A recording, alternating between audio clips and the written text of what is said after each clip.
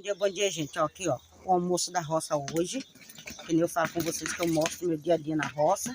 Aqui, ó, no trabalho, eu mostro trabalhando, mostro fazendo comida. Aqui é um anguzinho para comer aqui com a galinha caipira, né? Aqui é meu feijãozinho, porque quando faz um angu quase não come. É feijão, né? Aqui é aquela saladinha, tudo original do quintal, olha. Das hortinhas, tá vendo? Não é para fazer figa não, que Deus abençoe cada um que falta o alimento na sua mesa, que Deus venha dar o pão em nome de Jesus. Certo, gente? Aqui é porque eu mostro meu dia a dia. Aqui já fiz meu arrozinho com a batatinha, tá vendo? E aqui é aquele angu, para comer com a galinha caipira, tá vendo? Chega pra cá, venha comer em nome de Jesus. Aqui também um picadinho, ó, de sarapatel. Eita glória, tá vendo?